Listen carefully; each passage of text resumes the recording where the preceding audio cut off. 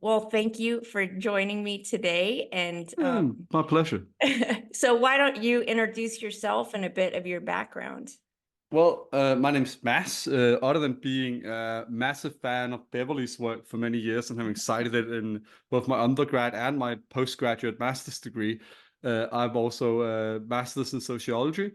I have been a tattoo lover since, if you want to believe my mother, since I was 3 years old. Mhm. And I have researched tattoos for both my degrees. And recently, before life took a bit of a dramatic turn, partially thanks to Brexit, I was attempting a PhD in at the University of Glasgow, where I Mm. was also again researching tattoos. And so where did you grow up? Like, what was that I am from and grew up in Denmark, which is a very ancient, used to be very powerful, which some people are loath to want the world to forget, little country in Northern Europe. And so how do you describe that kind of background for an American who's not familiar with that context? I mean, it's a strange one because when I grew up in the 90s, Denmark was one of the most progressive countries in the world. Same in the early 2000s, and we were the first country in the world to legalize gay marriage in the 80s. We were the first country to legalize porn. We partially legalized sex work for a long time and all sorts of stuff like that. We were ahead with medicine and pedagogy and all these incredible sciences, and it just in the later years, a sort of undercurrent and cultural conservatism that was always there sort of just took over with the right-wing wave that came across Europe, and Mm. it's just not gone away. So it's a bit of a weird one because I used to be very proud of where I'm from, but I can't really say that I am particularly proud of it. I'm used to it. I don't mind it. I do like where I'm from, but a lot of people rub me the wrong way, especially because people in Denmark very much judge people a lot on appearance. Mm. And for example, with what we both love, tattoos, uh, they are more accepted, of course, nowadays. But if some people like here, and I've interviewed for my own podcast, that miss when they scared people. Not many say that, but some do, walking around with face tattoos and stuff like that. I almost want to tell them just to move to Denmark because they'll absolutely get that. You can even just having colorful tattoos, especially, will get you so many stares. And I've had old people stop me on the street to tell me I'm a disgrace to the country for Mm. having tattoos and how would I do that to my body and all that. And it's way worse for women, way worse for women. So it's a weird one. I mean, Denmark's sort of cool and laid back sometimes, but we don't like difference much. We don't like people that appear different. Oh, You can be weird and you can be different, but as long as you do that without it being visible in your appearance, we even talk openly about some topics on the street that some Americans or British people would be appalled to hear people say it out in the open. But yeah, for some reason, this with especially appearance, we're not that great. mm. Interesting. Yeah. So how was your college experience then? I mean, I did my undergrad in England, so that was quite fun because that Mm. was also my first time moving out away from home, and there was a bigger culture shock than I expected. But I did love my first taste of, despite other political things I didn't like in England, people were very accepting of my appearance. I hadn't have many tattoos back then, but I still looked kind of different, kind of nerdy, sort of emo, sort of really skinny metalhead nerd kind of guy. Uh, and they very much didn't give a shit about that, which was Mm.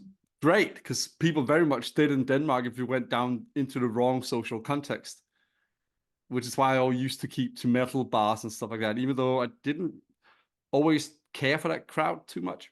But it was Mm. just that's where they accepted me, so that's where I went. I do like some metal music and I do still enjoy it, but it wasn't like I felt a part of the scene as much as other people did.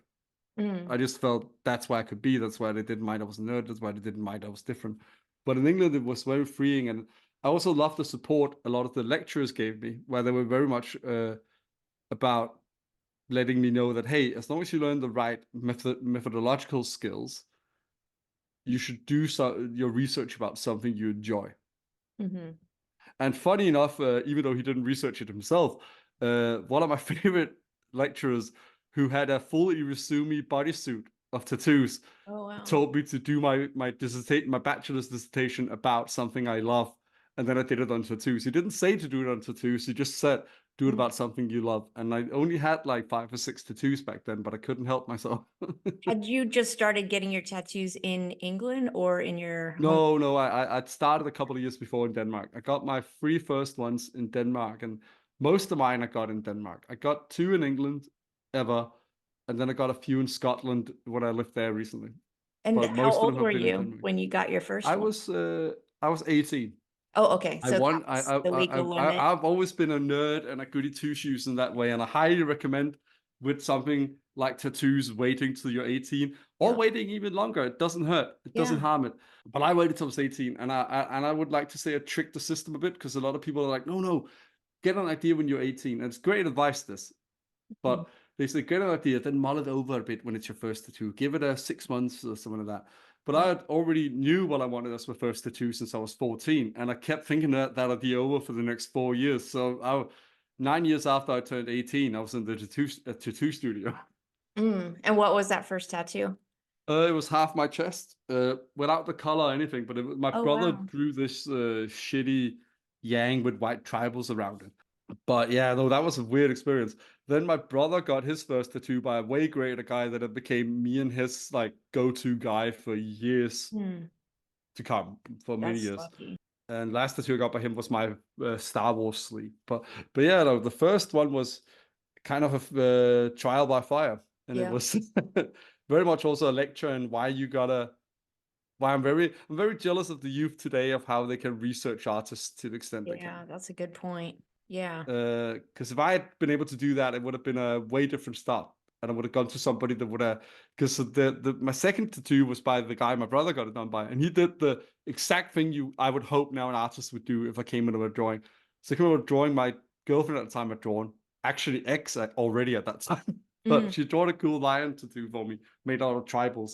And he came in and said, "That's too 90s. I'm going to touch up the tribals and do something different with them, and we'll go from there. Give me like an hour or two." Yeah, And he did that. definitely. I went and hung out around Copenhagen, got back into the studio that day. He did that in an hour, 20 minutes. Bam. And it was great. Nice. Yeah, we need that professional help. Yeah, that's And what was your undergrad thesis on? my undergrad thesis was on I gotta think back now. Um I sort of did it on the social acceptance of tattoos. Okay. But I did it a bit different. So I only interviewed tattoo artists about that. Because I felt at the time most people only talk to clients. Hmm. Well, I had your work I was reading already at the time where you had talked to tattoo artists and people working in the industry. And Marco Mello had done it a bit as well, but many people hadn't. So I thought, you know what? I want to talk to the tattoo artists instead and see how they view their role in creating this new culture where it's more accepted and all that. Oh, well, that's a bit more advanced than us for an undergraduate thesis. We wouldn't really do primary research like that. Oh no, I went out and interviewed 6 people, but that was it. Okay. 6 to 8 people, like I told, was the maximum I could get to interview.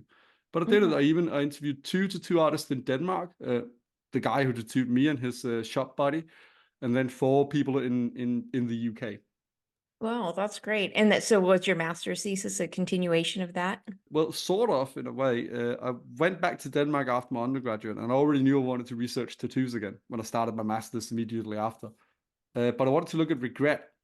But I wanted to look at it but I did it in a weird way, where I spoke to people both tattooed and non-tattooed, and spoke to them about why they think people regret tattoos, to sort of also get at some of the misconceptions Mm. from non-tattooed people about tattoo regret and meaning. Oh, that's a good idea.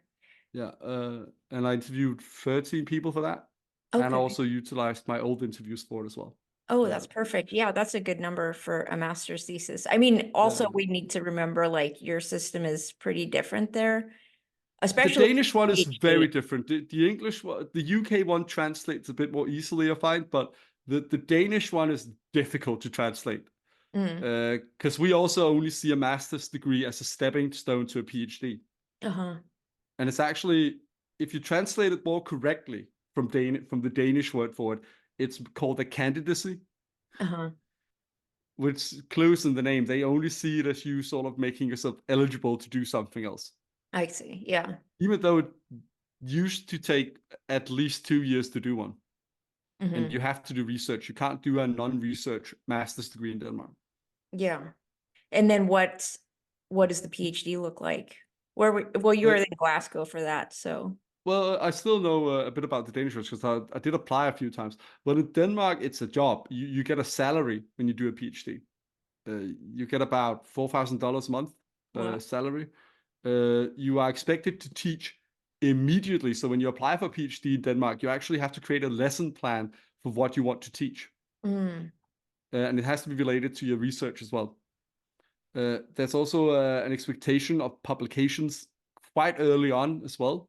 Whereas at least in the Scottish model in Glasgow, they didn't expect any of that for the first year. The first year, you're getting a hold of what do you want to research, what are you going to do exactly, nailing down your research questions and stuff like that.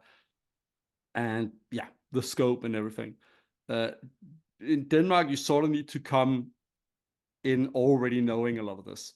Because for me, for example, part of why I had to drop out was that I'm not at all suited for all the written work you do in academia. As my supervisor would say, I'm quite intelligent and have great ideas and a really good critical analytical mind, but I have no skill when it comes to translating it into academic writing. It bores me. I don't like referencing. I don't like any of this stuff.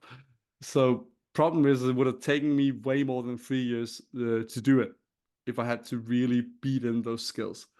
And with Brexit, I couldn't afford that because I had to pay tuition, a way higher tuition fee now than I would have during the EU. And with all that combined, and also I kind of lost interest in that level of academia, there just wasn't any reason to continue because I would just lose money to not get anywhere. How many years were you in the program at that point? I was there for 19 months, I think. Okay. So I got halfway through just about. Uh-huh. And this is, Little over halfway through. here, for example, at least 50% of people who enter a PhD program do not complete the program. And so it's very standard, but I think we don't hear from those people. We always hear stories from successful professors about getting a I PhD. mean, I So we never need met to anyone or hear, heard of anyone that dropped out of a PhD. yeah. So it felt very, And that's at least to, half the story, and it's a yeah. really important story for people to realize, and especially so they don't like make it personal, you know, it's not a Well, personal absolutely. thing. I'd say this, I still love that I tried it, even though it was expensive. Yeah. It also took that for me to figure out that I don't want to do that level of academia.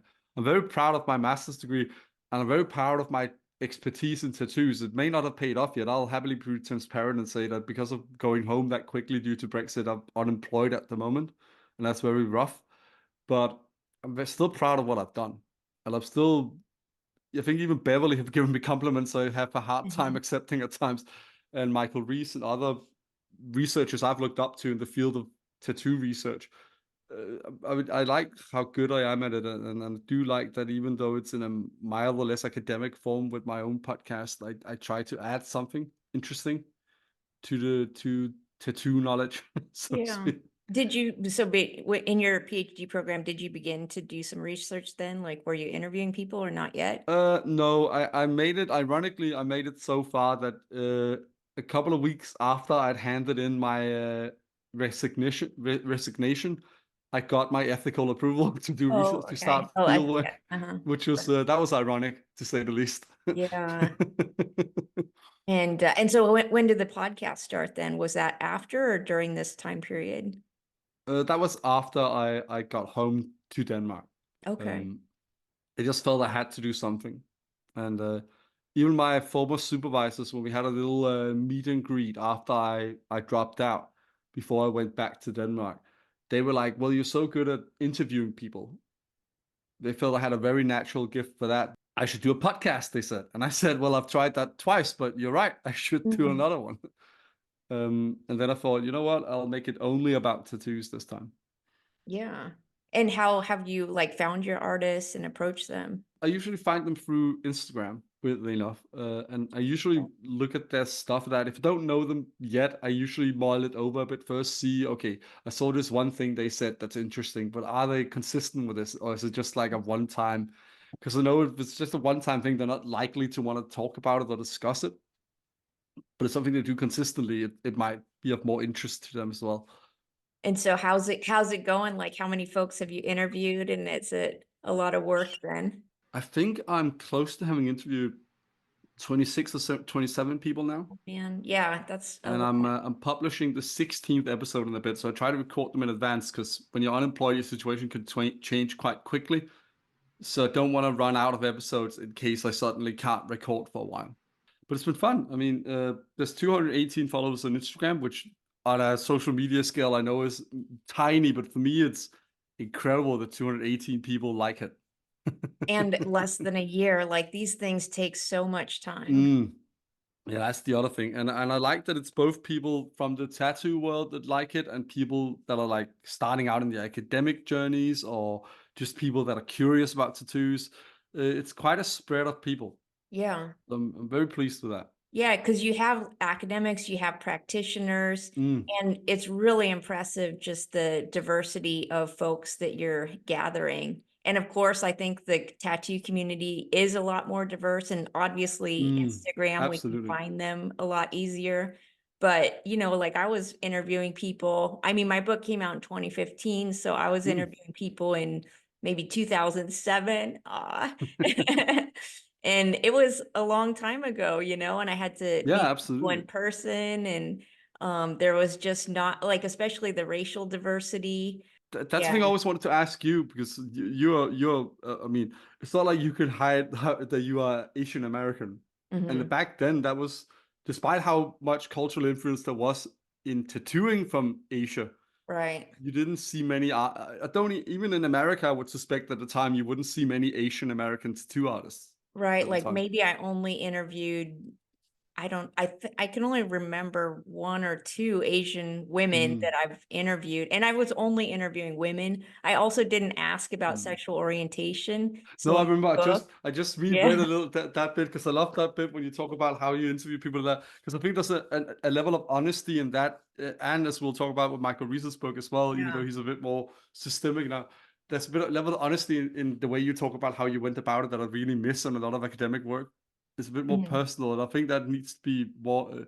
I like that because you can't do such a thing as completely unbiased work within what we do, Right. Well, yeah, social let's get sciences. into it. We got Yeah. Michael Rees's book Yes. here. Oh, I'm a bit more Cheers. fancy. I got a hardback Oh, you copy if got I a can hard. Oh, yeah, relate. but yeah, how did you meet Michael Rees? And you are the one who selected, we're going to talk about this book today a bit Mm. more in depth. So how did you find him and choose this book for us today? It's a bit of a weird story because I found him the same way we finally started to talk to one another, which was this society I tried to start while I was at trying to do my PhD. I know there's more tattooed academics out there than me. I know of them because I've read their work. So I want to see if I could make a space to spread awareness about how academics don't need to be, tweed wearing old white men that don't have any cool tattoos or piercings or anything like that. Because I've met some real weirdos in sociology, and I think that Mm. that goes for a lot more sciences than ours. Yeah. So I started this society just on Twitter, and before I knew it, a fair few big names actually I'd read myself sort of started following it. Beverly herself followed it at one point, and Michael did as well. And Michael was sort of looked at what I posted on my own personal Twitter I'd made just for my PhD. And he was like, wow, okay, I like what you're trying to do here. Could you tell me more about it? Then we started talking over email, and he sent me, before it was even published, he sent me an editor copy of this. So I've sadly never met Michael in person, but he's become a good friend of mine by now. Oh, that's And great. I really like his work. Him, and I mean Margot's work is sort of seminal almost within tattoo Mhm. research. But him, Margot, Sweetman, and Matt are probably some of my favorites within tattoo research. Margot DeMello. Yeah, yeah, yeah. Oh man, I'm in touch with her. She's huge on Twitter Nice. or Oh, TikTok. right. TikTok. That's She funny. posts I like didn't imagine every that. day. And I just Jeez. asked her to interview her, and she said yes, but now she's published 14 books. But Mm. yeah, let's jump into this book. And Yes. how do you overview it? Like, what? It's very classically academic in a way, but I still think he sort of managed to write it in a way that you can sort of grasp what it's about without necessarily needing a degree in sociology. absolutely one of my favorite works on tattoos in a long time. And I think it's a good overview on tattoo meaning Hmm. and the culture of tattooing. But it is way more about tattoos and people with tattoos, I would say. And it seems very kind of classical book, like the first Mm, chapters on the history of Western tattooing. So, yeah. overviewing this kind of Western Mm, imperialism of going out and mm, exploring the world and finding these indigenous people with their tattoos and bringing it uh, back to England, sometimes even mm, bringing back the actual person to put on yeah. display for entertainment. As some people might say today, that's some white people shit, to be honest. Yeah. I mean, it's an interesting, to think critically about, I do like one thing he colonialism. does though that Matt Lotter also did in his book Painted People, uh, Uh-huh. which is he does talk about, and this is just a little footnote, but it is important to note that people often talk about the discovery of tattoos with James Cook, but as Mhm. both Matt Lotter and Michael in this book and some other bit more sharp scholars have said, it's a rediscovery at best, but it's more a discovery of a different kind of tattooing because tattooing was already going on in Europe at the time. Right. Even as Cook was sailing to the West Indies and all that. The other thing is the whole freak show thing that almost started because of this colonial mindset with which they went and observed and kidnapped and Right. corroborated this tattooing practice from Polynesia. I guess, yeah, you can start that tattooing is, a human practice since the dawn of time. The Mm, most ancient, human remains have had tattoos, and then it's throughout Europe, it's throughout the entire world. So it's yeah. not just these indigenous exotic others, but that's No, no. kind of how that's more the recent, I guess, the most current Mm. beginning of this Western, well, that's, yeah, the history Oh of yeah, Western absolutely. tattooing. Absolutely, but I think Michael also, which I think is a good thing, especially because it's more. I find it sometimes more relevant, at least when you're studying tattoos in a Western context, to talk about the more recent Western history of Yeah. tattooing.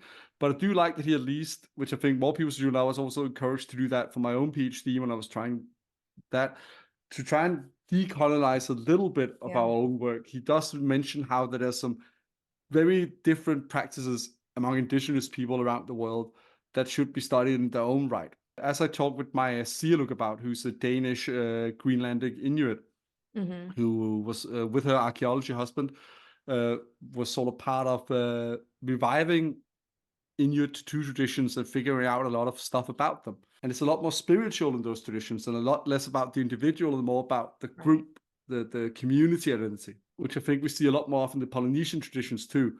But then again, I would be interested to read more work if it ever becomes more of a thing to study in a more open way there about, for example, Chinese and Japanese and Korean traditions. Yeah. Because they're there, but there's a lot less done about them in the social sciences and history. Right. I guess we have some big, colorful, photographic, global Yeah. tattoo traditions book that do, and lots of, books on, yeah, Polynesia. And Chris over from Inking from Immunity seems to be Yeah. present right now in capturing some of that stuff. Yeah, I mean he's quite good there. I like what Chris does. He's a fascinating guy, and I like his ethnographic work over there as well. With Michael's book, I do like what he does with the history, but it is a bit of by the numbers, which I think sadly you're forced into almost sometimes when you want to Yeah. do sociology. Because I remember talking to my supervisors as well, where I was like, I want to make the history bit as small as I can. They were like, no chance. You gotta Oh, okay. explain the Yeah, history of good it. to I'm like, know. but why? But why? Because it's out there, and I'm not Yeah. bringing anything new to the history bit. Like there's gonna Right. be nothing new in that I'm bringing to the table. What I can bring new stuff to is the sociology bit. But again, this might also be why I didn't fit in very well with high level academia, because I also mainly wanted to cite tattoo research, uh, which of course you need to cite other stuff as well and build your theories and from other areas too. But I think that's the only thing actually with Michael's book where I'm not sure I get it, but I do like how he uses it with the figurational theory. Hmm. And I guess It's maybe an interesting Matt pick. Lauder is more of a historian than any of Oh yeah, us. absolutely. Oh yeah, yeah, yeah. Because I guess that's the next person who should talk about this tattooing history, is someone who's actually going to go into the archives and Oh, find some new absolutely. Plus, information. The second chapter is like the literature review. And so, yeah, this is like something we're also very familiar with. Like we've probably read most of these things, and it just, I guess, shows the different categories of the types of tattoo research. For example, it talks about psychology and criminology, and I think we're all bothered by this criminology history that associated tattoos with criminology. I really tried to avoid that. Like, I don't want to talk about gang tattoos. I don't want to talk about criminality and stigmatized tattoos. I specifically was talking about, and as he is later, consumer culture tattooing, to show off your status, basically, nowadays. But of course, this criminology tattoo research is talking about 100 years ago, early 1900s, and it's basically saying if you have a tattoo, therefore you are a criminal. It's just that as easy as that to spot them. The weird thing is we still experience, I would say mainly in psychology sometimes, people that still find it pathological. If you have a tattoo, then you must be or be on your way to being a delinquent or a deviant of some kind, which is funny because it ignores the whole social construction of delinquency and deviancy to Right. some extent as well. Even as the institutions are recreating it. And yeah, we Yeah, do still see these threads. And I was just thinking, seeing the word psychology in there, because of course we are yeah. sociologists. I definitely have critiques of psychology. I'll leave it Yeah. there. Yeah, I But would, yeah. the heaviest critique of tattoo literature comes out of course, criminology, Yeah. psychology, psychiatric studies, Oh, yes. medical studies. Like, these professions are all very That's biased why I towards enjoyed so much tattoos. interviewing the Ink Shrink, because Yeah. he's a Yeah. Harvard-educated psychiatrist, and he's read some of the research on it just out of fun, and he's like, What is?" Even he's like, "What is this bullshit coming Yeah. out of psychiatry?" Because it's clearly not like that. I thought he could even flip it a bit, like he's outlining it clearly, so we see where the literature was, anthropology. Yeah, But this chapter could also be a critique of the literature itself, and how the literature itself is creating these stereotypes, and therefore they're creating it in the literature, and then that yeah. scientific literature is then applied to real people. And so perhaps the literature itself is guilty of creating and promoting these harmful stigmas and stereotypes that are then forced onto people because they're legitimized through academia. I do agree with what you're saying, that there is, especially with some of the older literature, uh, that there's some blame that's sometimes not really laid at the feet of it. Yeah.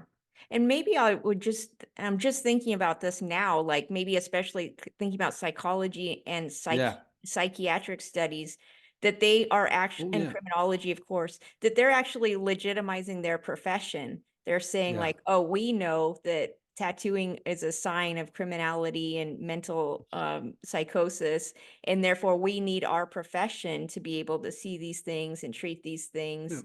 And that I'm so happy to hear you say that, because I've been thinking that for years. like it's putting themselves at the center.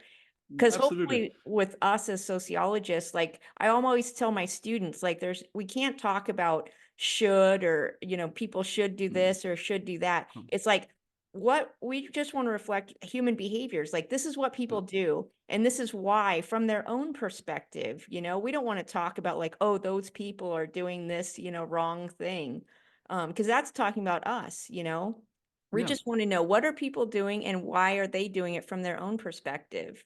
In psychology, it Psychologists, almost appears like tattoos just happen out of nowhere on yeah, people's bodies.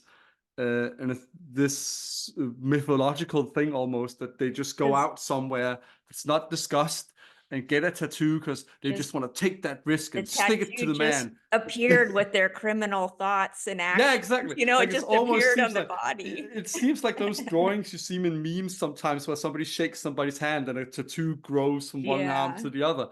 I mean, It that's how it kind of appears in psychology sounds at like times. a religious thing, like it's Yeah. satanic. It's like you had these evil thoughts and behaviors, and then a tattoo just appeared on you. And I now we mean, I've can had see that mark of the devil is on you. I wish evil thoughts worked like that, because then it would be a bit like, I think it was Rob Williams or George Carlin once said that politicians should wear sponsored logos like NASCAR Yeah. drivers. If only, man. And And that's an important part. And I think Michael, it's a bit later in the book, of course, but he sort of talks a bit about how that even though we consume these images and put them on our bodies, there's still some sort of personal reflection in it right. that makes it sort of different from person to person. Really like your thought. It's sticking with me because this is a new thing. Is that we've seen so many psychology studies about deviance of the person with the tattoo, but we've never seen a study about the person doing the tattoo, the Yeah. psychology of the tattoo artist. Who are these people marking these people like this? Like what psychosis do they have? But yeah, I was about to say, sadly, I would feel they would just go along the same line as Yeah, they've already definitely. done and be like, well, what is their moral failing? When I had to do my literature reviews for my degrees, I've never found a positive study of Yeah, tattoos early. before 1970. Like, so turning to chapter 3 is researching tattoos. And so this is getting See, I into, love that he added that because it's the same way you did it in your book, where I mean, I know you didn't make a whole chapter about how you are tattooed yourself, but you do mention it and you're very open about your own sort of tattoo journey in the yeah. book. And And I really that's like that actually Michael is as well. from the publisher. They said All right. to do it because they said, you know what, we don't get a sense of you at all. We don't know anything about you. Hmm. Do you have tattoos or not? Like, who are you? And so I added that after the publisher. And yeah, it's the opening of like talking about my tattoos and then mixing that story in. That's funny because that's the direct opposite. I remember talking to Michael about it in Oh, the okay. podcast. That's the direct opposite of him. For him, the publisher was actually like, well, usually you don't add in that kind of chapter in the sociology book. Uh, And he like insisted on doing it. Like he fought to get that chapter in the book. Okay, because yeah, we want to be kind of reflexive now about, we're interviewing Mm, people, so who are we and how does that affect the interview?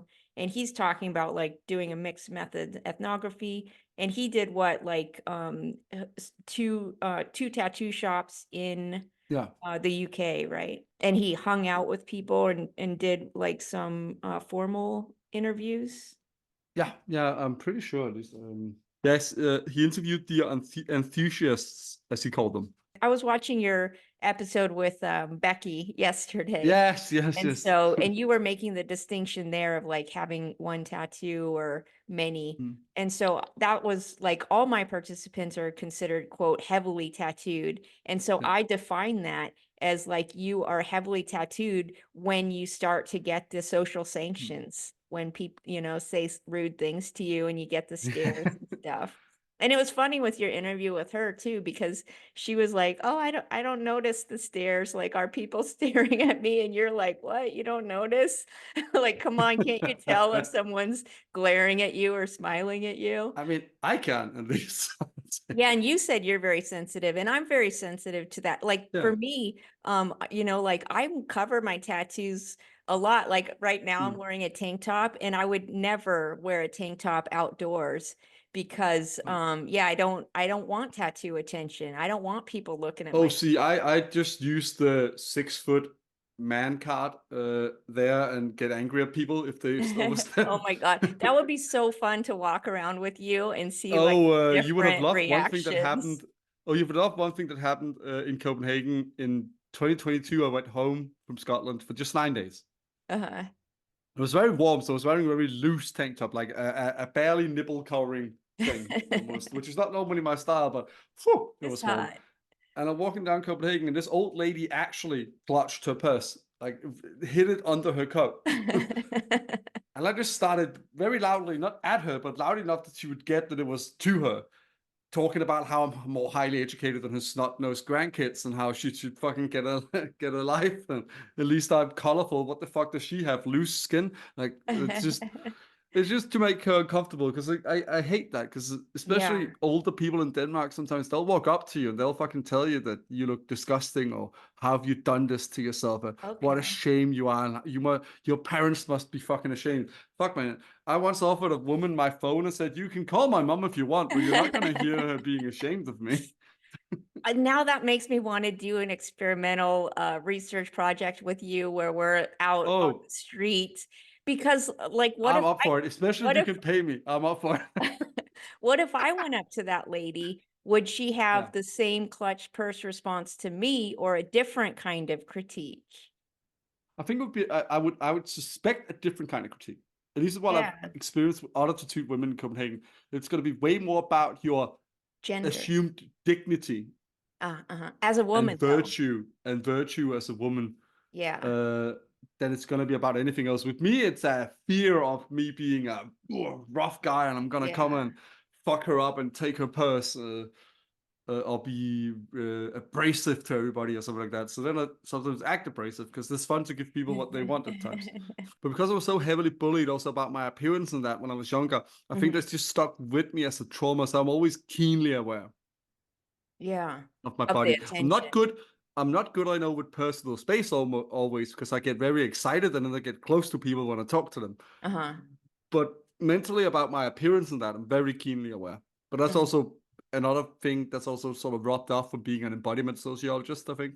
Yeah, definitely. So it's not the same as when you have somebody that's just regular Joe Schmo out from the street. Yeah. And I've never met a white guy that's like very aware of fuck all or what they want to It's be. interesting with tattooing because it's Mm, something we added later. So I can remember a time, mm, of course, when I didn't have tattoos and how people responded to my body. And then I yeah. had, very few tattoos and more and more and more. So my body's changed over time and the reactions changed over time as well. Yeah, I mean, I fully agree. Even though I was somewhat young when I got my first ones at 18, I can still remember how before that I was just some skinny nerd where people were like, they would just brush you off like it wasn't a threat to anybody, nor was it really an interest to anybody.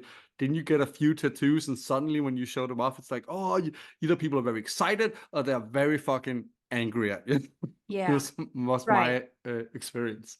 Right. Because if they say something to you, then it's a reaction.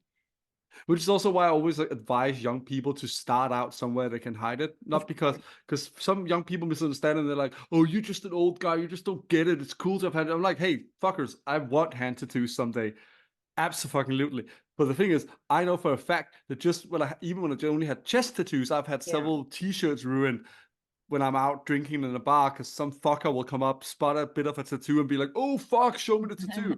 Oh, And wow. even To though that's you. technically positive that they like the tattoo, that's still a lot. It's still very abrasive. It's still Yeah. very going about beyond even my personal space, I'm which says a surprised they lot. would do that to you, though. Oh, they'll do that, and they'll do I it to guess women too drunk here in in a Denmark. pub. Oh no, man, it's Danish people just, which is also rubbed off on me because as much agency as we have, and as much as I don't want to just be like other Danes, we aren't good with personal space compared to many other Okay. countries. Like we would go over the line. Like for example, Danish people, if they like you, they hug you goodbye. Okay. See, when you said you We have a may not problem have with known each other personal before. space, we have to Yeah, know that cultural context as well. yeah, exactly. Yeah, I think, Even to strangers, we just for Americans, that might be a bit uncomfortable yeah. too. Oh, British people fucking hate it. In my book, I have a chapter, and I know he does too, a section about, comments we get, and we're used to Mm. like talking about the attention we receive. To reverse that, I don't think we've ever asked the question, how do we tattooed people approach tattooed people? Do we ever comment or touch them or ask them See, that's about the the funny tattoo? thing because we seem to assume, and you talked about the amorphous idea of the tattoo community in some of your work, which I very much like because there is this weird thing where we all sort of agree on some rules and we think there's Yeah. this united culture all over the place, and there's to some extent, but even tattooed people sometimes don't know, for example, tattoo etiquette, as some people call it. Yes, yes, Like yes. I've met people with a lot of tattoos where they'll just, without even ever talking to me, grab my arm and be like, "Oh, that's a Right. cool tattoo," and I'm like, "What the fuck are you doing?" Right. So I have tattoos myself, so I'm like, yeah, you should know then. And that's why I hate whenever I'm drunk and I forget. Yeah. Because it's only when I'm drunk I forget. So what You what should do ask we first. do? Because for example, like I don't Yeah. for example, I think all the comments directed towards me and my tattoos is basically some idiot saying, "I notice you have tattoos. Look at you have tattoos." Like, yeah, I Yeah. know. Like you're what comment? The comment's stupid. So to me, the only reason someone should ever be asking about my tattoos is like, I really like that style. Who's the artist? Mm, Maybe I can find that artist. Or, oh, I really like that image. I have a personal connection to it. I'm saying the viewer to me should only say it in those mm. contexts. And so for me, I would never ask someone about their tattoo unless it is remarkable, like, oh, you have Mm. a snake tattoo. I love snakes. I have a snake tattoo, like Yeah, connecting. for So me, when would you ever talk to someone about their tattoo? I don't often ask other people about their tattoos. That's sort of the same thing as with you, that it has to be remarkable, often in a Yeah. context where we're already sort of looking at it, for example, at conventions and that. Yeah. Else, it's The if convention. I'm getting to know them, like if we're befriending each other and we're sharing tattoo Yeah, stories, that's one that's true. context. Yeah. If it's a romantic or sexual partner and you're sort of in that intimate space already, I'll probably ask about them. But it is funny now that you're talking about it, because I'm starting to notice that from tattoo people to each other, there's not the same sort of childlike curiosity as there Right. are from non-tattooed people towards us and our Right. tattoos. Because It's non-tattoo way people are more, asking yeah, questions out of ignorance, and we are yeah, not ignorant. We're not saying, "Oh, did that no, hurt?" Like, no. like we know Oh, it hurt.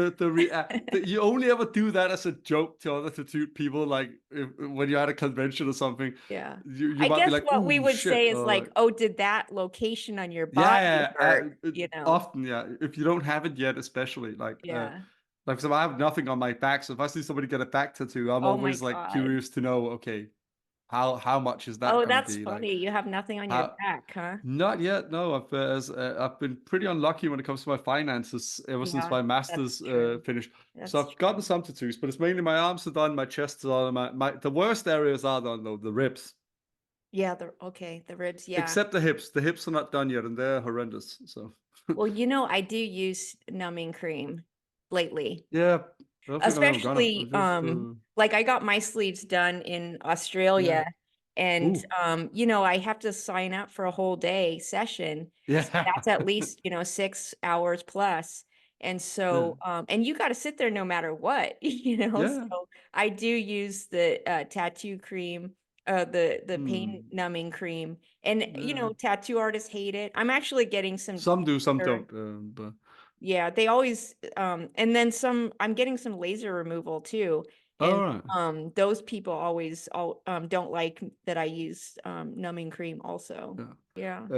So it is up to you how the risk you want to take with that. In this chapter where he's interviewing enthusiasts, yeah, he uses the word tattoo enthusiasts. Yeah. Yeah. Um I guess I would use like collector kind of more. So it reminds me a bit of that when you call it an enthusiast. Yeah, that's true. Hobby in a way, Yeah, exactly. It is like collecting. you point out in your work as well. It's not just getting tattooed, it's going to conventions, it's reading up on stuff now Yeah, online instead of in magazines, perhaps following certain. I would imagine you can add into today following collectors and right. artists and other brands in the tattoo world on social media, for example, and all that stuff. Yeah, because I mean, obviously, it's a huge umbrella of people who just have one or more tattoos, but the Yeah. people specifically who go to conventions are more like a hobbyist kind of person.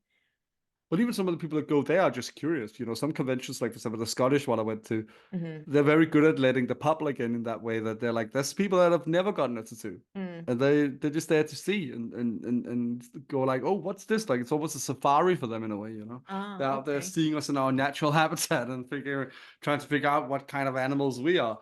But It's so the it's more the conventions are combination of fun. it. It's more that Yeah, that willingness to immerse yourself that deeply in the culture, right.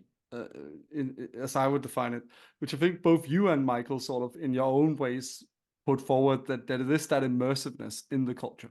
Yeah, Because I've met people that are, especially people that are more in the old school sort of more gang like culture with lots of tattoos, where they don't see themselves as tattooed people that would go to conventions or anything right. like that, or part of Yeah, that culture, and they can have full body suits and not at all be yeah, part of the different community in that way. reason.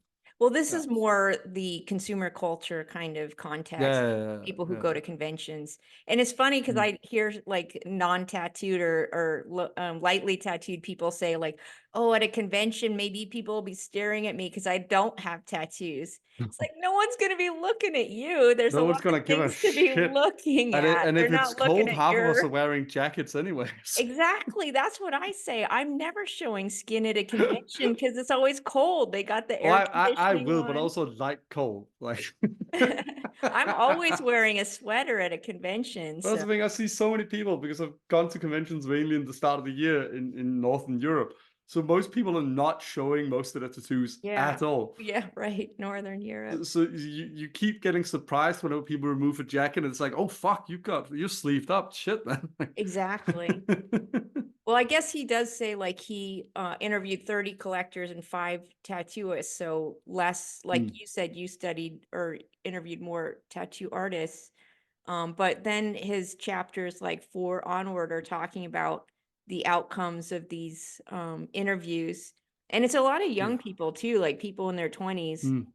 And we don't think about that too. Like we No. flatten the age of like, oh, they don't have many tattoos. Cause I think about that with my students of like, one time I've asked them like, how many of you have a tattoo? And the number is so low, it's scary. I want to run out of the room, you know? And so then I ask a follow-up question. I say, how many of you would like to have a tattoo in the future? And then a lot of Mm. more hands go up. Yeah. So it's like, okay, they just aren't old enough yet to have Well, collected. if they are just starting out undergrads, they're what, 18? Yeah, exactly. They're 18. Uh, They just left mom and dad's house.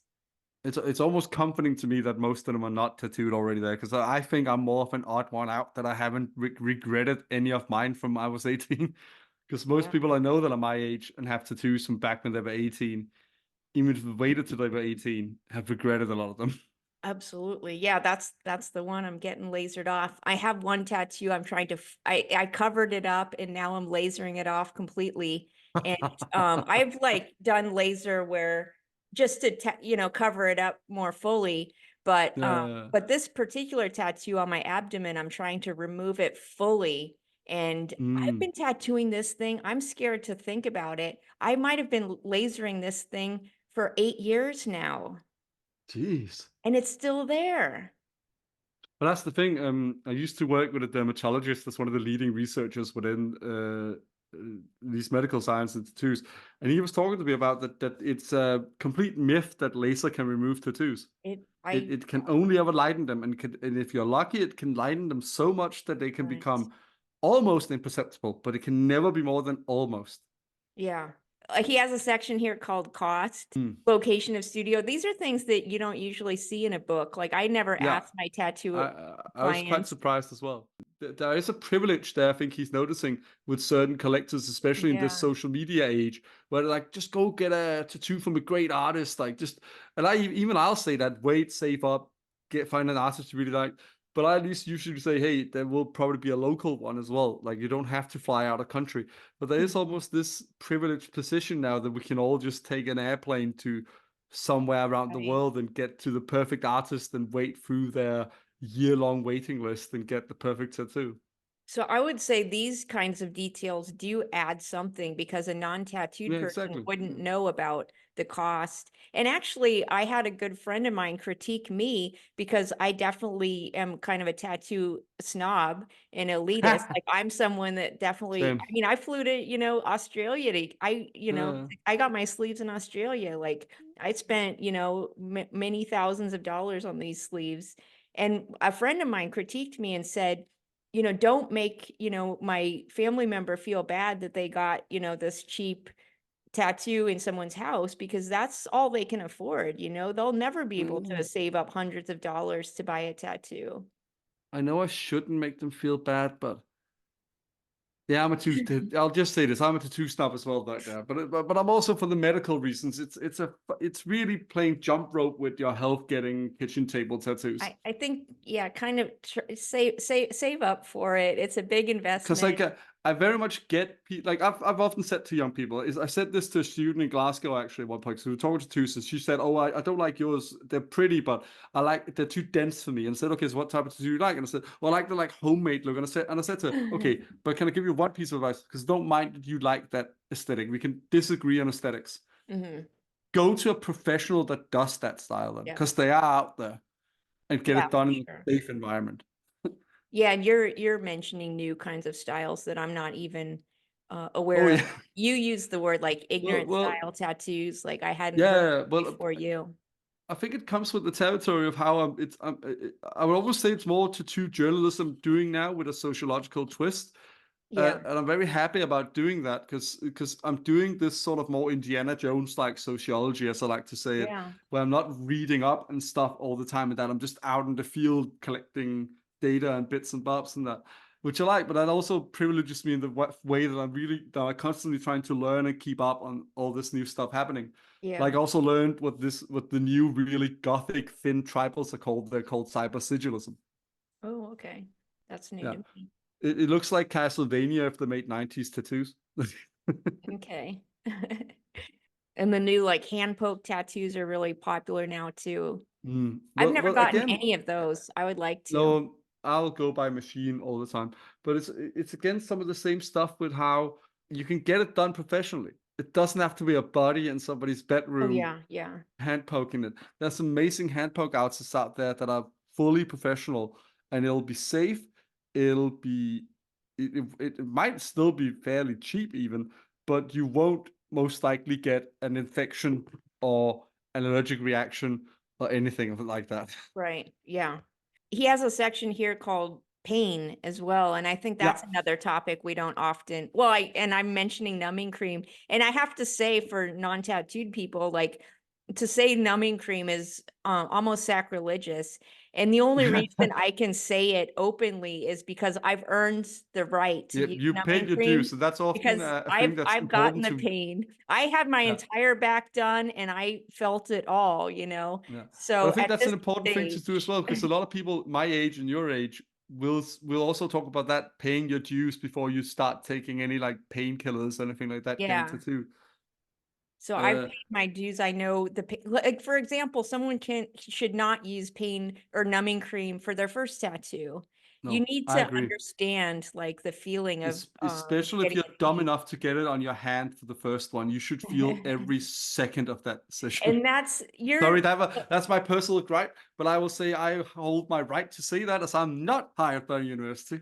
and that's you're also alluding to another issue that's like an old school, new school division is the old Yeah, school people think that you need to earn the right to yeah. have visual tattoos. Uh, So by the time you have visual tattoos, that means you're like covered, you know? I'll say there So is though a sort of what I would argue, and I think Michael would agree with me on this.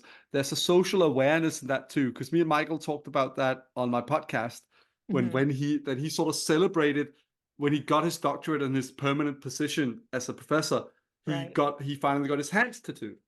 Yeah. And I get that because I had the same plan if I for myself. And the thing is, as he would say too, that's not like being against other people doing it earlier or in other careers or anything like that or for other reasons. But I think there's some social awareness in the old school way of doing it to, first of all, being sure you can handle being that tattooed. Right. Yeah. Yeah, emotionally. Yeah. Are you a Yeah. strong enough Because person? even if we ignore the cultural aspect of, hey, make sure you can get a career being that covered and all that stuff, Yeah. that's changing way quicker. The thing that doesn't change is that it is different, even your self-perception and the Yeah. way, but especially other people's perception of you for better and worse will change, especially with visible tattoos. And Yeah. you can't hide them as well, Right. especially neck and face. Exactly. It's going to And you're not, alter your humanity of how people respond to you as a human being. and let's be honest, if even Michael Jackson couldn't make it popular to wear gloves all year round, it's never going to be that popular. Um, So people will see your hand tattoos as well. yeah. And you're not thinking about it because when I interviewed my participants, I definitely asked them about the reaction. And I asked them a question. I said, before you got the tattoos, did you ever anticipate the reaction that you would get for your tattoos? And Even I did. all of them said, not to the level that it is, you know? Exactly. I'm And so happy I so, started with my chest. I'm so happy I started yeah. with my chest because they were big and they were cool and they got me that in my teen years where I'll admit I needed that kind of like, yeah, I'm cool. But they also made sure I could hold it private, and I didn't care about my conservative uncles and aunts seeing them. Fuck them and their opinion. But it was Yeah. still nice that if I had a day where okay, I don't care for the attention today, slip on a hoodie, no Yeah. tattoos. And that you can do that. I've actually gotten to the stage now where slipping on a hoodie and nobody can tell I'm tattooed is more annoying me than it's making me feel safe, though. Yeah. And then he did have a section on family reactions, which I did too in my book. And I think so, that's cool as well. I really yeah, like these sections here because he did, as you pointed out several times, there's some stuff that I've never seen others pull out in research work yeah, that's really interesting. And we all think about this being tattooed people, but I think that's also a factor in this because you've also done that in some of your work, Beverly. Not to put you up on a pedestal here or anything, but I do admire your work immensely too. But I think because you are tattooed, both you and Michael, you uh-huh, think of some of these things that others haven't. right. And it's good to see this section too on family reaction, because then it's reproducing like my findings as well. Like he's saying the Yeah. first most important reaction is the parents' reaction. And of course, we can see the age of his participants. They're in their 20s, so they're very close to their parents' reaction. And then someone says, I was married at the time and my husband hated it. I think that's like a classic story, Oh because yeah, that's you can a very imagine the classic next line, female story, especially. Yeah. like the person who says that, the next line is going to be, and so therefore when we got divorced, I went out and got a tattoo the next day. It's every time, every time. I get that. I really get that. It's such a weird, like, remnant of a past, like, heteronormative culture. It's like, Yeah. oh no, I've got to ask my partner if they're okay with this. But I do think it's a weird remnant, and I'm happy he points it out as well, even if it's just in that story, because especially women, I think, but also some men. Oh, I once had a colleague who saw my tattoos, and the first thing she said is, "Oh, my husband hates tattoos." What the fuck? That is, wow. That's more of an indictment on them than anything else. Yeah, that exactly, because that made like, okay, you and I are not going to be friends. No, no, because if they'll point that out, that's they're already pulling in another person you haven't met to excuse this opinion. I guess that's what tattooed people say Justify that. are, my tattoos are a filter, and they tell me more about Mm. you, the observer, and whether I want to know you more or I not. very much agree with that because people Yeah. will assume anything about your tattoos. Yeah. It reminds me of actually how Goffman talked about stigma, with how you can never know the reason for stigma fully, but people will not care. And there's this, miscommunication, Mhm. which adds to it, that you might do something with your appearance that you want to say one thing, but people don't get that. And that's Yeah. exactly how tattoos are often. I'm not, people, I'll do one thing to be like, oh yeah, I love vampires. And people be like, no, look at her. She's licking blood off her finger. It's clearly sexual or something like that. And it's like, no, it's not. It's a vampire. Right. There's this miscommunication there. There's a break in how we want it to be perceived and how other people perceive it. Yeah. Yeah, we don't see studies about, I don't think, about interviewing people, non-tattooed people, about their ideas about tattoos. Maybe that's kind of like a Pew Research survey or Yeah. something. But I think it's yeah, I haven't way seen too that. often done in survey form, and it would Yeah, be cooler if surveys. people would do it in interviews because we could get a lot more detail. Yeah. In this chapter too, he's talking about, like, of course, friends are supportive. Like, obviously, Mm. we choose our friends because we have stuff in common.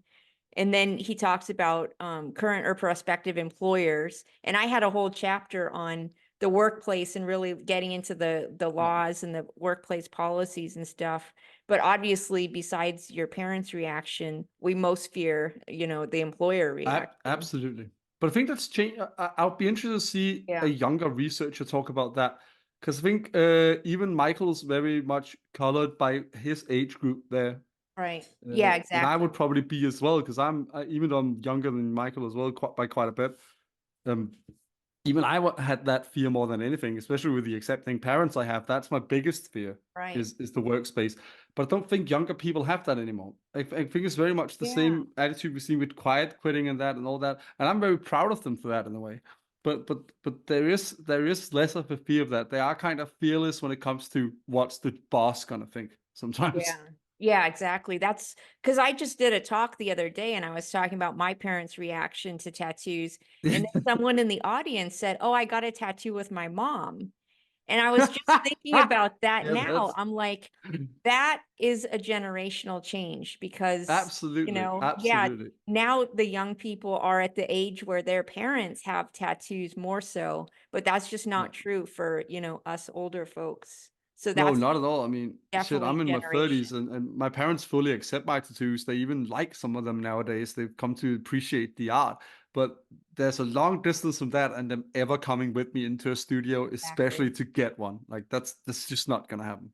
And that's what, yeah, Dustin's book, he mentions the tattoo artist he apprenticed under doing a tattoo on his mom who was crying. And then Oh! Dustin mentioned that he tattooed his mom too. So that's Yeah. a different generation. Well, there's also the context of them being tattoo artists, which I Yeah. think adds something to it as well. Yeah, for sure. I think it's a Yeah, for bit sure. different from Collector from and from the collector. person from, for example, your student that went and got one with their mom. Right. Yeah. Just being a collector. Because being closer in closer proximity to it by your kid being in the profession of tattooing Yeah, probably will allure you more to it, I imagine. At absolutely. least in 'Cause, some yeah, cases. your kid did this. Chapter 5, from outsider to established, Yeah, popularity and accepting. I do like that chapter, but I'm a bit biased because I personally also feel, but that's again from a Danish context, that people sometimes today are too quick to dismiss the still lingering stigma towards tattooed people. Mhm. So sort of like how he critiques it a little bit in talking about how it's moved from outsider to inside on that, but it sort of is has both depending on the social context, at least as I read the chapter. Yeah, it's definitely still lingering, and it's just a different degree, I guess. And so maybe it's more like social class. Like, yes, you can, as a worker, you can have tattoos, but not as a top worker, not as the, CEO, not as the boss, maybe not as a politician, No. I've seen I think like that is changing a bit it though, is but changing. it is rare though. It is still rare. It's still the general norm or consensus that you can't. Yeah. Or even think about celebrities.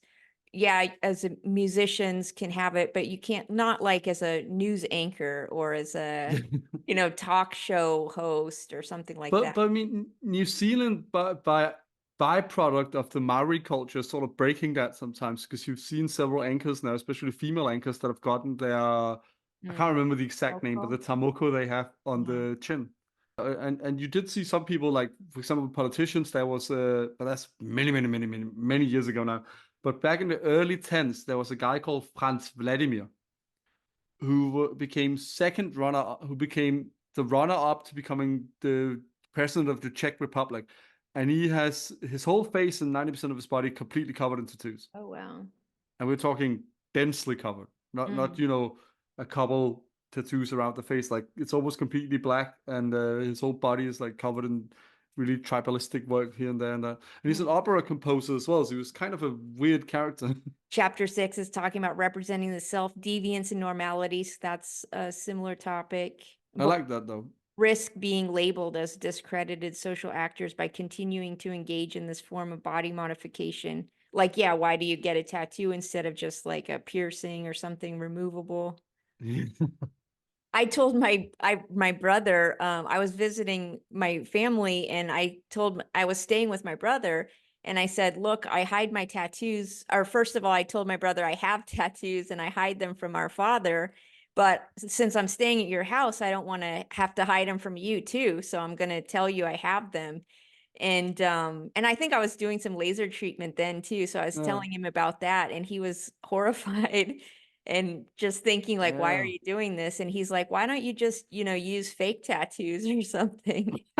Like, that would be I almost wanted to much sound work like a every day. I almost wanted to sound like a guy from California and be like, "You don't get it, man." Exactly. Like, I'm not Sound gonna like the dude. spend two Like hours every morning like applying a that's fake also a hassle. tattoo. Like I'd rather go through the pain for a few weeks than I'll Exactly. reapply tattoos every day. But Plus, I there's think the fake tattoos would be fun for us tattooed people, because I would definitely love to play with some fake tattoos, especially on the neck and the hands. yeah. Then that's when we can play with that kind of stuff. Yeah, I mean, I mean, it's a good way to check out if you want those I mean, I never positions. have done it. I like the idea, but I don't I get mean, around to it. I've never done it myself, but we did once for fun because I bought a tattoo self-help book once that had professionally done temporary transfer Uh-huh. tattoos in it. So we were going out with some friends, and most of the guys had tattoos, so we didn't need any. But some of the girls were like, "We're not tattooed." What the fuck? And I said, funny enough, I have some temporary tattoos if we wanted. So we just spent like 3 hours covering the girl's Oh, head to toe in that's fun. temporary transfer tattoos before Yeah. going out. That's a fun tattoo party rather than a I mean, real it tattoo was kind party. of fun because they they were well done, so they looked like real tattoos. So they Yeah. sort of got a taste for it. And some of them did not like being tattooed, and others were like, "Oh yeah, this is definitely Oh, getting that's tattoos now." interesting. Yeah. Yeah, I guess one time I did do something. I was, I guess, interviewing someone with a student along. It was her friend, and so she put a fake tattoo on her neck, and then my student, and then she was going to go see her parents. Yeah, later that day, so she Ooh. took it off, and I was like, "Oh, you just tell them it's fake. It's fine." And she's like, "They will not even understand that," and so she had to remove it Damn. instantly. But But it is coming baffling sometimes, then. Yeah. Sorry. coming to the end, like his chapter quest for authenticity. Mm. I know that, that was maybe the title of your interview with him, I and mean, that definitely is the the main thing that theme. resonated the most with me from the Yeah. entire book, the quest for authenticity. So Absolutely. tell us about that. Like, what does he mean by this being a substantial concluding chapter about authenticity in tattooing? I can only speak from it from how I've read it and my own conversations with Michael about it. He sort of wants to do a conclusion that sort of could resonate with most heavily tattooed people, you could say, Mhm. and people getting tattoos, because he also sees more similarity than maybe even I would between people that have any people with tattoos and people that are heavily tattooed in how we create meaning in that. And as I read it, he sort of talks about this quest for authenticity as being there regardless of what you sort of narratives you attach to tattoos. Because it's not so much about the individual story of a specific tattoo. It's about loving the fact of being tattooed and how you that makes you feel about yourself in large. Yeah. So it's sort of the way of how even I feel like this nowadays, that it just is me being tattooed. Like Right. even if all the narratives are forgotten tomorrow, I just really love being tattooed and how it looks on me, and it makes me feel more like me. It makes me sort of, and as he said, it can be discussed whether we actually have an authentic self, but Yeah. it at least for a lot of people, myself included, it gives one a greater sense of having an authentic self. Uh-huh. But of course, that's and I might get my philosophical terminology wrong here, but that's more of an ontological discussion whether we have a core self or not. Yes. I, for example, believe we do. I don't think Michael necessarily agrees with it. I'm not sure he does, but regardless of that, for a lot of people that get tattooed, especially heavily tattooed, it seems to resonate with a feeling of this authentic self and wanting that to come out to the surface. Yeah, I guess that's a good point too. Like he's defining what does authentic mean and getting into all the academic literature. And you're saying, this kind of quest for authenticity. So it's kind of a self-perception, regardless Yeah, of the reality or outcome or whatever, is yeah, that is the assumption of that's the quest, whether yeah, it's achieved or not. And you were talking to Becky about that also. And yeah. you guys mentioned, and this is a question I asked my participants. I asked them, can you conceive of yourself with no tattoos? Basically, how embedded is that in your identity that you're tattooed? Can you think of yourself without them? And Yeah. yeah, and Becky said, no, people can't. Like that becomes part of your self-identity. And Yeah, so here I must too. confess I can't either. I can't even cheat because my identical twin has tattoos as well. So it's not Oh like I have wow. a carbon copy without them. Oh So wow. Yeah, well mention that. Like I didn't know you were a twin. well, we're not on speaking terms. Haven't been for Okay. a while. My choice. He's very much the one, as I see it, keeping that going. Even though I, for the first time ever, cut contact. But I mean, my brother Morten, as he's called, which is also a mouthful of a Danish name, but he's also quite tattooed, and we found tattoos both of us at 14, and both of us, even when we were very small children, were fascinated with tattoos. And he was more of an artist. So at one point, he even got offered some apprenticeships, but he didn't want to be a tattooer. Is there But anything related to being a twin where you're using tattoos to either be separate or We have similar to your one twin? tattoo about it. And that was the first one, the very first one he drew with the yang. He got the Yeah. yin on the other side of the chest. And it was meant Oh. to be like because we knew we could become mortal enemies at a moment's notice, even from a young age. So we thought that'll keep us together. It's not fucking worked. But it's all right. It's sort of more become a mark of the separation, because I've always been more into making people more keenly aware that even though we are identical twins, we're not the same person. Yeah. Even though we share certain hobbies, especially all of the nerdy ones, we're not the same person at all. But it is funny because when it's been good, it's been very good, and we've shared it to two artists and everything and all that stuff. So it's a lot of shared love Oh, of yeah. tattooing. But even he would admit to most people back in the day that the one really nuts about tattoos is me. Wow. Because I went that step further of studying, becoming an expert in them, so to speak, Yeah. and well and truly deeply love tattoos. I guess I do have a former student who's heavily tattooed who is an identical twin who also Oh, has tattoos. So that's a future study for someone is oh twins yes. and tattoos. I've actually not met personally. I've not met anyone who's a twin and heavily tattooed where the other one has none. Yeah. And that's a That's study for personally. those psychologists are always trying to do twin studies. So, um, Absolutely. but concluding with talking about authenticity, because I'd like to, see what other points are in this, and then kind of talk about, what we would suggest for future tattoo researchers, like Mm, to move on to. Like there's a lot of, interesting areas of tattoo research that could be mm. done in the future.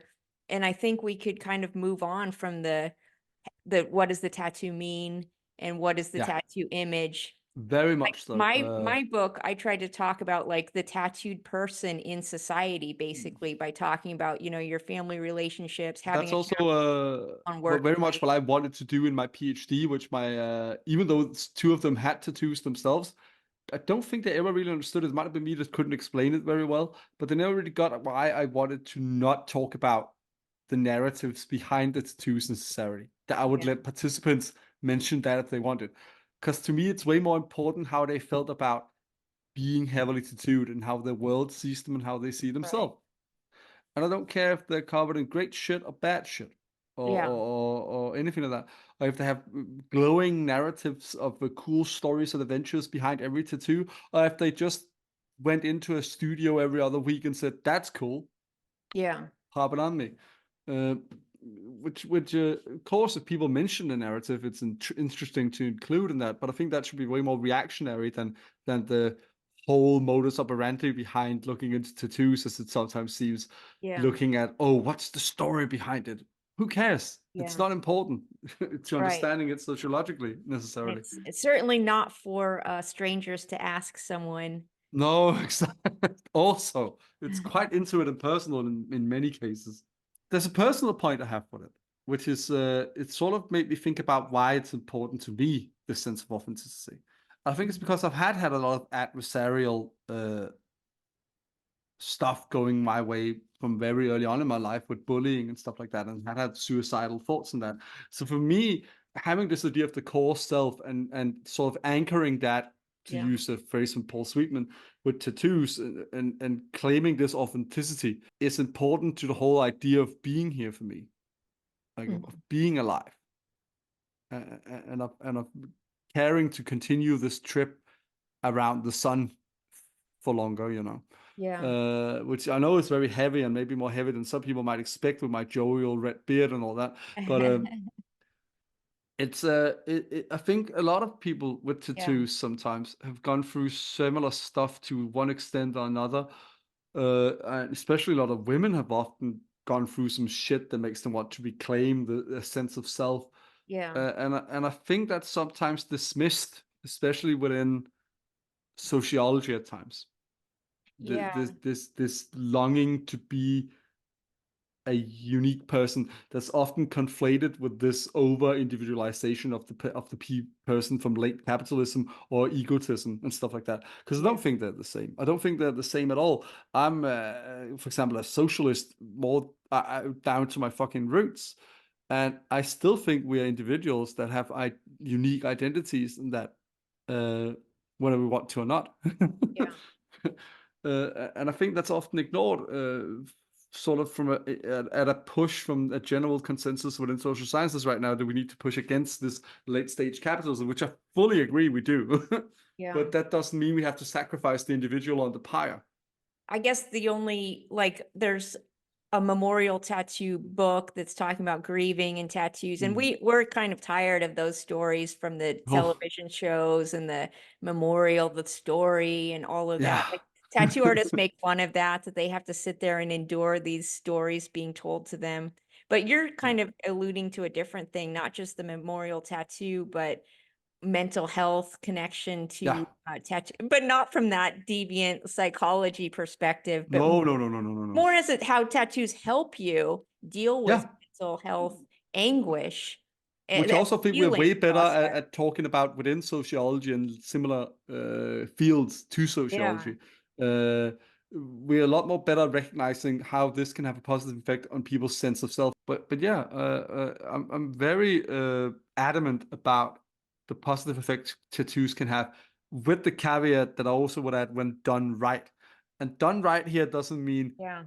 done well artistically. Technically. It doesn't mean having a good story behind it. Mhm.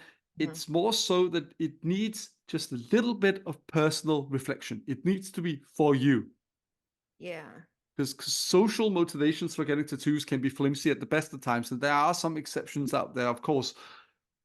But problem is, if you don't have some sort of personal motivation within the tattoo, even that's socially derived originally. And in Dustin's book, he mentions the process itself of getting a tattoo is Yeah. significant because it's not just the image, of course, but the moment. And so if you ruin that moment as a tattoo artist, then that Oh person yeah. have a negative experience and memory of that tattoo, even though it's Mm. beautiful and technically perfect. The process of getting it was upsetting to them, and that's becomes the reminder of the Yeah. tattoo as well. I actually spoke a bit in my latest episode of my podcast with a lovely young tattoo artist from Germany called Carly. And we talked about how the experience, especially in the younger generation of clients and tattoo artists, have become so much more important. Yeah. Because no matter how technically skilled you are doing a tattoo, if you are, to use Scottish term I love, a cunt, people aren't going to want to get a tattoo by you because it's going to ruin it for them. And people are becoming way more aware of that, Yeah. which is Yeah. why they use social media the way they do to search for artists, and why they prefer to go to artists that show their personality on their social media. Yeah. And this is Because they want to have different a feel because for who you are. back in the day, like say Yeah, in the we have to 80s get a or feel for it in the studio. right, in the 80s or something, the old school tattooer, I could just imagine saying like, that's part of the experience is being like brutalized, it's being But treated bad. that was my first experience as well, as we talked about earlier, because Denmark's a bit behind the times. So the first artist I went to, that was brutal for me. Fuck man, the Yeah. needle got stuck in my collarbone twice. It's Well, horrible. let's transition out of the book and then just talk about like what kind of, topics would we give to future tattoo researchers? Because I think we should Well, move away from the image. What does the image mm, mean? And even just the documentation of I mean, process or the tattoo artist I agree. I think that's been done to death, both of those. and the Uh, history. I think we've got yes. down. Oh, Like I we can hope move people can on. now look it up, and we can leave it to great historians like Matt and his Historians, colleagues to unless do you're that. going to the And archives. If you're just reading tattoo books, like we got that yeah, covered. One yeah. tattoo topic I would put out there is the idea of tattoos and copyright images, and that you're using That is quite fascinating. copyright, It is like becoming more and more corporate relevant lately. logos. But what other like interesting, topics would there be in this Um, field? Personally, and some might find this boring, but personally, I very much want people to at least, but that's more of a gripe with how people conduct research nowadays. And I think you and Michael, as I've said before, are examples of how to do it rather than how not to do it.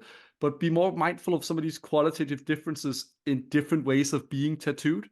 Because I see too many studies where it's like, oh yeah, this person has one tattoo, this person has a bodysuit. Well, that's the same. We're just gonna interview them or do a survey with them, and that's just, and they conflate them to have the same experience. It's not the same experience. It is, Right, could not imagine how different it is moving around in the world heavily tattooed compared to somebody with a couple of tattoos right. nowadays. Heavily and lightly tattooed. I had a Another, chapter course on the workplace, and I talked about policy.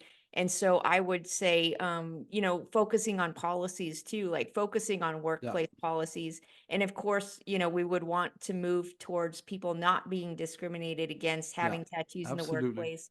And that, of absolutely. course, points to, as I think the bottom line for all my social justice points is to strengthen the labor movement. The labor Yeah, movement is the most important movement of all to help the most people.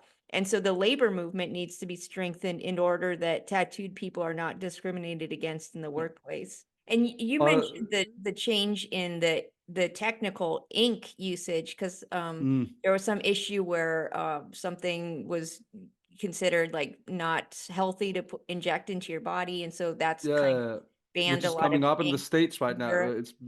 They're trying to do the same thing in the States now. Because we So haven't it's heard very it too up right much now. here. And, of No, course, we don't think about how tattoo ink is unregulated for injecting into your no. skin, and that there can be, problems with it. Which is, of course, we need more empirical studies into tattoo inks. Yeah, tattoo But ink, going in and making this blanket statement of we're going to legalize most of the pigments they use now from based on one study, that's ludicrous. right? And without offering any healthy alternatives, which they didn't do either. So, Right. And that harkens back to like the yeah, 60s or something, outlawing tattoos being, prohibition era almost in a way. yeah, Like, it's considered. nuts. The 90% of the inks they use became illegal, like drop of a hat. They didn't have any time to come up with good alternatives. Yeah. And we haven't heard too much about this in the US. So No, we're they're not, flying under the radar. The APT, I know, are very on top of this at the moment. Alliance for Professional Tattooers in the US, because they are currently in the Senate discussing doing a similar thing in the States now. I think one thing needs to be going forward is more cooperation between medical science and social science yeah. into research. Because Yeah. in the whole debate, you were completely lacking the social scientific aspect Because you of, for mentioned example, with Becky just that Chris is what, an immunologist or something like that. He's coming yeah, from that perspective of this biological yeah, immunity of the body. I guess that's, yeah, why his yeah. cast is named as it is. Maybe some other research on like the Uh, tattoo industry and how it's structured and stuff Yeah. like that. I think that's also a thing I really want to see in the future. Somebody daring to go in and actually research the inner workings of the tattoo world, so to speak. Yeah. Because people don't do that much, and we haven't really seen many people go really into it. I Like mean, I an can only think of Mark. organizational study of Uh, the tattoo in, industry. in a way, both conventions, but also some of these companies, manufacturers, clothing brands, like because Manufacturers. there's a whole microcosm that's almost sort of developed within the tattoo world. I Yeah. think also as a response to a lot of the stigma and prejudice you face the rest of the world. So you develop a counterculture that's in a way very cohesive.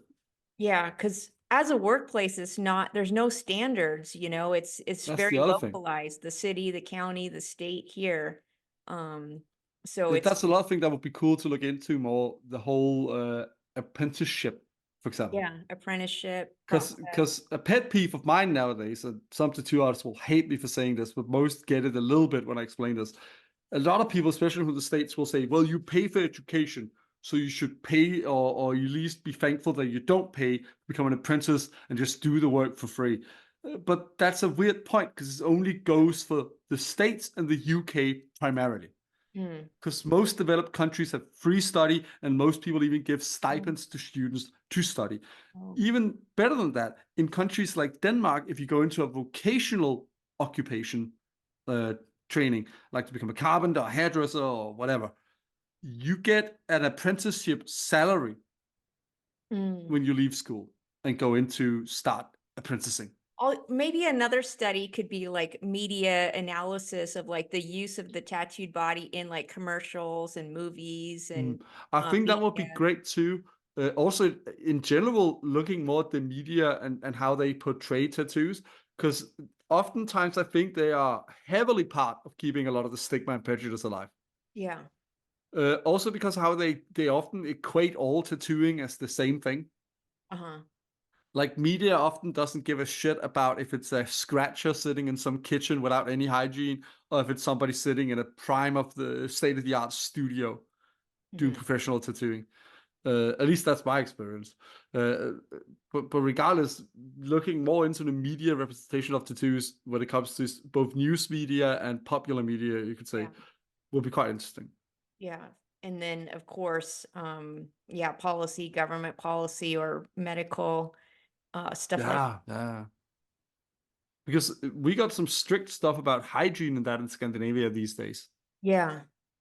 But it's difficult for them to police and all that stuff. So, but a lot of hygiene stuff, which also needs to be looked more into, has come from the tattoo world themselves Oh throughout yeah, the years. at the forefront for sure. Oh, and yeah, of course, just thinking about, tattoo researchers and stuff. Someone should do a study of tattoo researchers Ha! and associated stigma. Because I think I mean, if the they want to know tattoo research about a feels hundred of them, they can check out a society I'd put up. like I've definitely had research that was rejected on the tattoo topic based on a Yeah. stigma. I applied sent an article about the tattoo occupation to some journal about like workplace or employment or Yeah. occupations, and they said this isn't an occupation, so it's not taken Damn. seriously as an industry, but it is an Yeah. industry and an occupation. Yeah, it's a massive industry.